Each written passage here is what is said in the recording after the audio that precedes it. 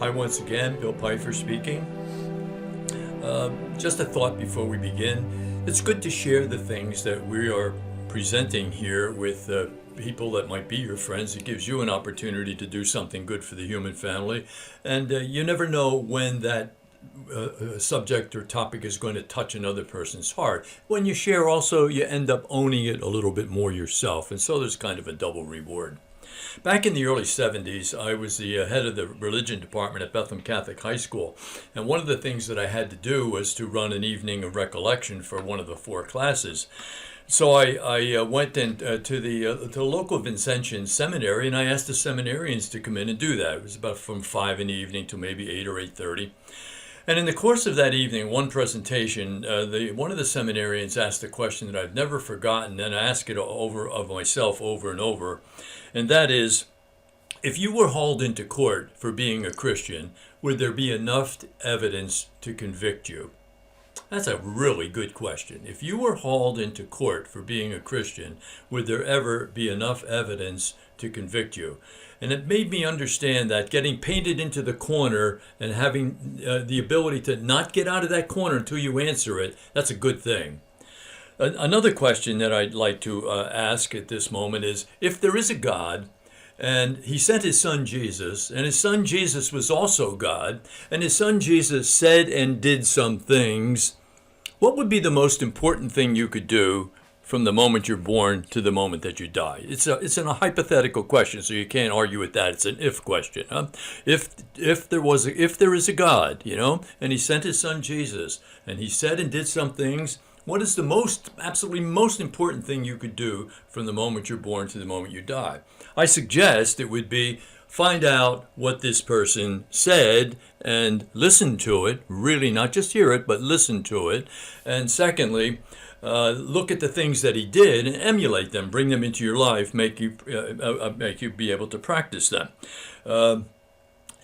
Each of us, I think, when we're born, we don't have that Valentine's heart, but we have one that has a little piece missing that really belongs to God, and he's the only thing that fills it. It's Augustine's line, "We have been made for you, O Lord, and our hearts are restless until they rest in you." I had a friend, Joe Lang, who was a great preacher and teacher, and I remember going out in Illinois to a talk of one of his. And Joe had a way of 2 or 3 times in his talk asking questions that always were really put the screws to you. And that evening he presented this in about 1977, and I wrote it down. He said the most important event in the history of the universe was the birth of Jesus Christ, his life, death, resurrection, and ascension into heaven. And he said then, if this really occurred, can you deny this truth? If this really occurred, can you deny this truth? Are you able to deny it? If it did occur, Joe said, and you do believe it, then he would ask the question 2 or 3 times in the course of his presentation, what are you going to do about it? What are you going to do about this solid historical information? You got to do something. You can't just simply reject it. Again, paint yourself into a corner and don't let yourself out until you answer that particular question. So today we've asked 3 questions, and they're really all important. The first is, if you were hauled into court for being a Christian, would there be enough evidence to convict you? The second one is, if there is a God and he sent his son Jesus, and his son Jesus said and did some things, what's the most important thing you could do for the rest of your life? That's a really good question. Don't let yourself get away without answering that.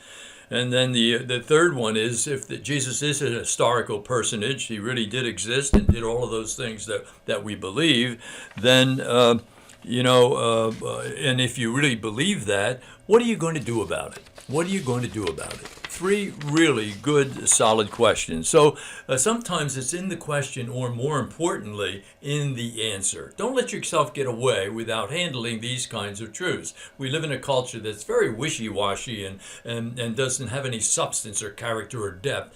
If you call yourself a Christian, here are 3 questions that you just got to be able to handle in order to be able to continue in a kind of in a way with real character and integrity. So today, one more time, remember that the doing your happiness tomorrow really does depend totally on doing the truth today. And today that means trying to answer those questions, and feel free to share them with your friends. I think there's something good about that. And I'm not here interested in pumping up numbers or anything like that, but truly helping people to grow. And by doing this, you're giving a gift to someone else. So thank you again for being with us. So good to be with you. You're in my thoughts and prayers, and have a good rest of the day.